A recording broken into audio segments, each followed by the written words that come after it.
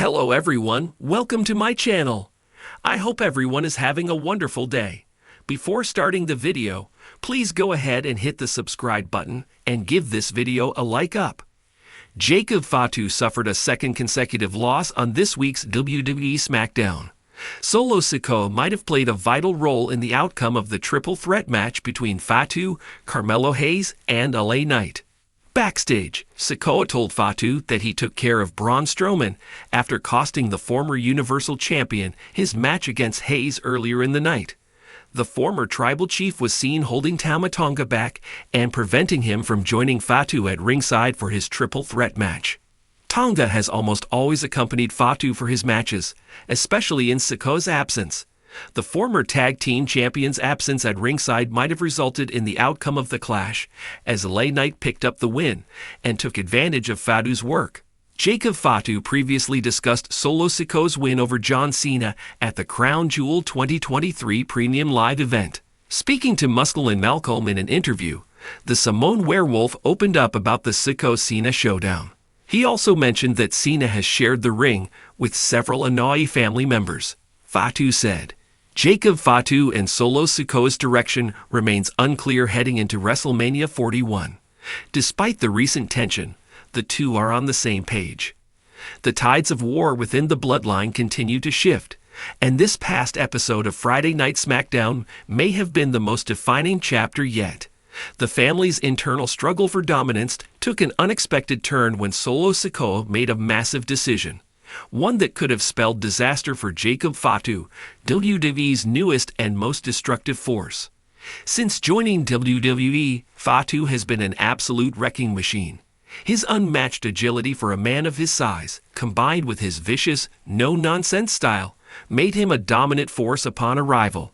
However, despite his potential, something, or rather someone, has repeatedly kept him from securing his place at the top. That someone is none other than Solo Sikoa. On SmackDown, Solo made a decision that may have cost Jacob Fatu yet another pivotal victory, sparking even more questions about the true balance of power within the Bloodline. When Jacob Fatu made his shocking WWE debut earlier this year, the landscape of the company was immediately altered. Many fans and insiders expected Fatu to align himself seamlessly with the Bloodline, standing alongside Solo Sikoa as an unstoppable enforcer for the faction. Instead, what followed was a power struggle unlike anything we've seen before, with Roman Reigns absent and Solo assuming the role of self-proclaimed tribal heir. The Bloodline has undergone a drastic transformation.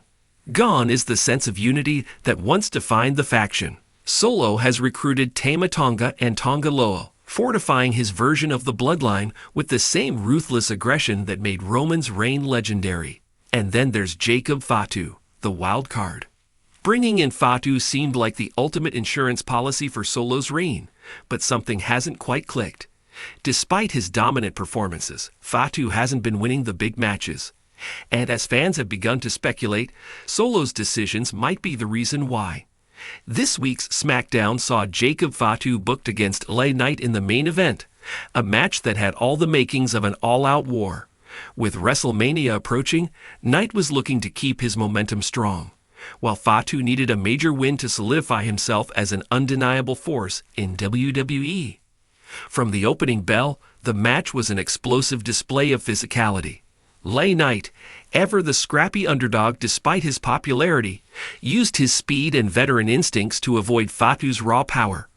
Meanwhile, Fatu showcased the sheer brutality that has made him a feared competitor, unleashing devastating Samoan drops, super kicks, and high-flying attacks that had the crowd gasping. It seemed inevitable that Fatu was on his way to his first major singles victory on SmackDown, until Solo Sikoa made a fateful decision. As the match reached its climax, LA Knight had fought his way back into contention. After countering a corner splash from Fatu, Knight set up for his signature BFT, blunt force trauma finisher. The WWE Universe could feel the momentum shifting, and that's when Solo Sikoa made his move. Out of nowhere, Solo appeared at ringside, barking orders at Jacob Fatu. His presence alone distracted Knight for a moment, giving Fatu the opening to land a thunderous superkick that nearly knocked the megastar out cold. The referee, momentarily caught up in Solo's interference, failed to see Tama Tonga slide into the ring with a steel chair. However, Fatu hesitated. Instead of using the chair to finish Knight off, Fatu seemed conflicted. He glared at Solo, almost questioning the legitimacy of the interference. Was this the way he wanted to win? Did he need the Bloodline's help to secure victory? That moment of doubt was all Knight needed. The crowd erupted as Knight dodged a wild chair swing from Tama and delivered a lightning-fast BFT on Jacob Fatu in the center of the ring. The referee turned back in time to make the 1-2-3, and just like that, Fatu suffered another massive loss. The SmackDown audience was stunned. As Knight celebrated his hard-fought victory, the real drama was unfolding in the ring. Jacob Fatu sat up slowly, seething. He locked eyes with Solo Sikoa, who stood at ringside with his arms crossed, his expression unreadable. Tama Tonga and Tonga Loa stood behind Solo, waiting for a signal. The tension in the air was suffocating. Then, in a moment that sent shockwaves through the arena, Fatu shoved Tama Tonga away and got in Solo's face. The two stared each other down, the crowd buzzing with anticipation. Was this the moment Jacob Fatu finally broke away from Solo's rule? Before the situation could escalate further, Solo shook his head in disappointment and simply turned his back, leading Tama and Loa out of the ring. Fatu was left standing alone in the ring, his frustration evident. Many fans began speculating that Solo's decision to interfere might not have been a mistake. It might have been intentional. Why? Because Solo Sikoa does not want to share power. Despite bringing Jacob Fatu into the Bloodline, Solo might see him as too much of a threat. Fatu's raw dominance could easily overshadow Solo's leadership, making him the true powerhouse of the faction. If Fatu starts winning too much, he could be seen as the real heir to Roman Reigns' throne. By keeping Fatu frustrated and off his game, Solo ensures that he remains the one pulling the strings. After this latest setback, Jacob Fatu is at a crossroads. Will he remain loyal to Solo Sikoa despite the obvious sabotage? Or will he finally snap and break away from the Bloodline?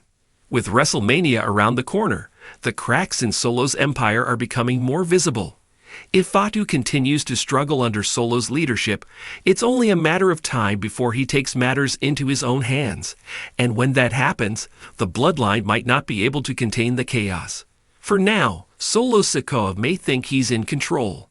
But if SmackDown proved anything, it's that Jacob Fatu won't be held down forever.